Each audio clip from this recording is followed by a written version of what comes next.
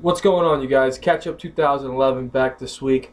Let's want to touch on what I talked about last week. I touched on the releasing of DeMarcus Ware. I gave the Dallas Cowboys a C minus so far this offseason. Let's just go over what the Cowboys did this past week. They signed two players on Wednesday. McClain, he played for Houston last year, and Mincy, he played for the Broncos last year. These two guys are nowhere near taking Ware's spot. I think it's for depth reasons. Their contracts are made so if they don't meet that expectation, they can get cut during the OTAs or the preseason.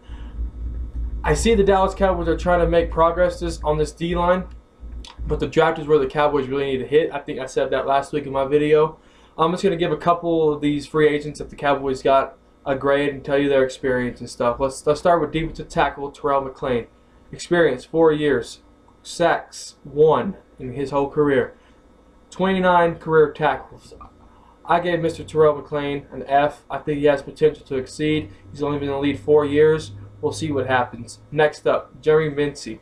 Experience, 7 years, 20 career sacks, 1 career interception, 161 career tackles. I gave him a C.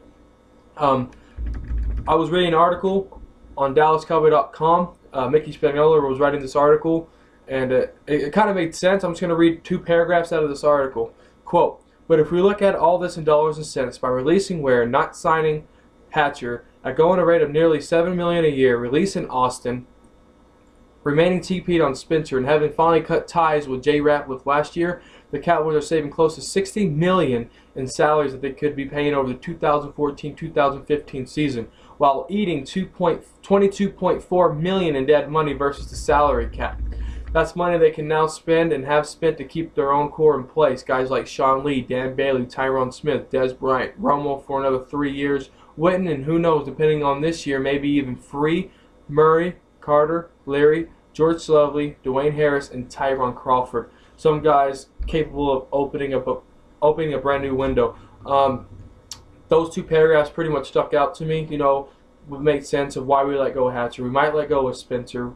Why we let go of Ware. I mean, it just makes sense to me, you know. And having $60 million to spend instead of renegotiating those contracts, like we were talking about last week, it's good.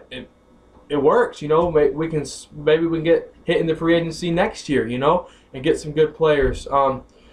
What are the Cowboys doing this offseason? Are they rebuilding? I mean, what are we doing? I don't know. We'll see.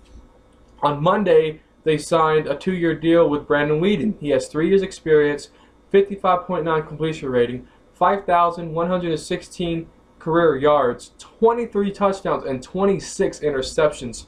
I gave Mr. Weeden here a C minus. The biggest news so far this free agency, Henry Melton signed with the Dallas Cowboys. He has 6 years experience, 15.5 career sacks, 89 tackles. I gave Mr. Melton a B. I think Melton will help this D-line. My concern with Melton is he tore his left ACL last year. We got to see how he recovers from that. He is 27, and he has a pending lawsuit. Next, the free agent that visit today also was Jared Allen. I think he's a possible signing. I think he might just agree with terms with the Cowboys. We'll see what happens with him. Anyway, guys, this is Catch Up 2011. Thanks for watching. Peace. If you like that video, hit that like and that subscribe button. Catch Up 2011.